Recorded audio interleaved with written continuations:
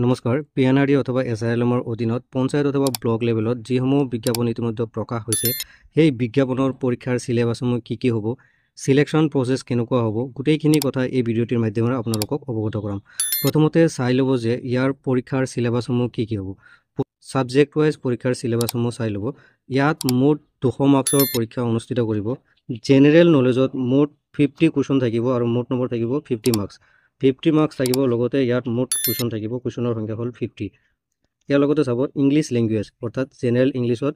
মুঠ নম্বৰ থাকিব 50 আৰু মুঠ কোৱেশ্চন থাকিব 50 টা ইয়াৰ পিছত চাব কোৱান্টিটিভ এপ্টিটিউড মুঠ নম্বৰ হ'ল 50 আৰু মুঠ মাৰ্কছ মুঠ কোৱেশ্চন হ'ব 50 ইয়াৰ পিছত চাব লজিক্যাল ৰিজনিং ইয়াত মুঠ নম্বৰ হ'ব 50 মাৰ্কছ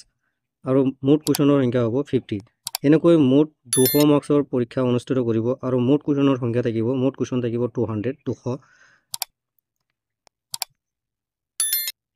ইয়াৰ এক্সাম ডিউৰেশ্যনটো হ'ব 3 আৱাৰ্ছ 3 ঘণ্টা 3 ঘণ্টাৰ ভিতৰত এই পৰীক্ষাসমূহ আপুনি দিব লাগিব লগতে আপোনালোকক দেখুৱাম যে এছআইএলএমৰ অধীনত district functional expert and MIS executive সিলেবাছসমূহ কি ইয়াৰো সিলেবাছসমূহ আপোনালোকে চাই ল'ব ইয়াৰ সিলেবাছসমূহ হ'ল ইয়াত মুঠ 100 মাৰ্কছৰ পৰীক্ষা অনুষ্ঠিত কৰিব 100 মাৰ্কছৰ পৰীক্ষাৰ সময়সীমা হ'ব 90 মিনিট অৰ্থাৎ 1.5 ঘণ্টাৰ ভিতৰত 100 মাৰ্কছৰ পৰীক্ষা দিব লাগিব সাবজেক্ট ওয়াইজ নাম্বাৰসমূহ লগতে কুৱেশ্চন কিমান হ'ব সাবজেক্ট ওয়াইজ প্ৰতিটো প্ৰশ্নৰ বিপৰীতে নম্বৰ থাকিব 1 মাৰ্কছ সাবজেক্ট ওয়াইজ নাম্বাৰসমূহ হ'ল ডোমেইন স্পেসিফিক নলেজ ইয়াত মুঠ নম্বৰ হ'ব 30 লজিক্যাল ৰিজনিং কোৱান্টিটিভ এপ্টিটিউড মুঠ নম্বৰ থাকিব ইয়াতে 30 মাৰ্কছ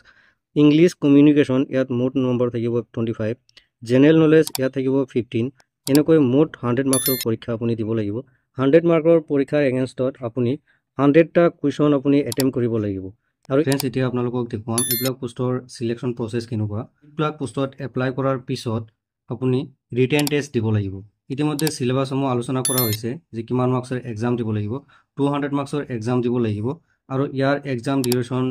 3 আৱাৰ্ছ 3 ঘণ্টা ইতিমধ্যে আপোনালোকক দেখুওৱা হৈছে তাৰ এগেইনষ্টত আপুনি এক্সাম দিব লাগিব 10 এক্সাম কেতিয়া দিব এতিয়ালৈকে নোটিফিকেশ্যনত মেনশ্যন কৰা নাই আপোনালোকে ইয়াৰ কাৰণে সোশ্যাল মিডিয়া অথবা ইয়াৰ অফিচিয়েল ওয়েবসাইট আপুনি চেক কৰি থাকিব লাগিব এক্সাম দিয়াৰ পিছত যদি আপুনি শৰ্টলিস্টেড হোৱাৰ পিছত আপুনি পাৰ্সোনেল ইন্টাৰভিউৰ কাৰণে আপুনি এটেন্ড হ'ব লাগিব ইয়াতে চাওক যেতে নেকি আপুনি ৰিটেন টেষ্ট কোৱালিফাই হ'ব 7 নম্বৰ পইণ্টটো চাব দি shortlisted candidate after the written test shall have to appear personnel interview for ইয়াৰ পিছত ৰিটেন টেষ্ট কোৱালিফাইড হোৱাৰ পিছত অৰ্থাৎ শৰ্টলিস্টেড হোৱাৰ পিছত আপুনি পাৰ্সোনেল ইন্টাৰভিউ দিব লাগিব পাৰ্সোনেল ইন্টাৰভিউ প্ৰসেছটো কেনেকুৱা হ'ব পাৰ্সোনেল ইন্টাৰভিউ এগেইনষ্টত চাওক 8 নম্বৰ পইণ্টটো চাব 5 candidates in the order of the merit list merit will be called personal interview against each vacancy এটা ভ্যাকেন্সিৰ এগেইনষ্টত 5 জনকৈ ক্যান্ডিডেট ইন্টাৰপাৰ্সোনেল ইন্টাৰভিউৰ কাৰণে মাতিব তো প্ৰথমতে ৰিটেন টেষ্ট দিব লাগিব ইয়াৰ পিছত আপুনি পাৰ্সোনেল ইন্টাৰভিউত আপুনি এপিয়াৰ হ'ব লাগিব পাৰ্সোনেল ইন্টাৰভিউ প্ৰসেছটো হ'ল এটা পোষ্টৰ এগেইনষ্টত 5 জনক মাতিব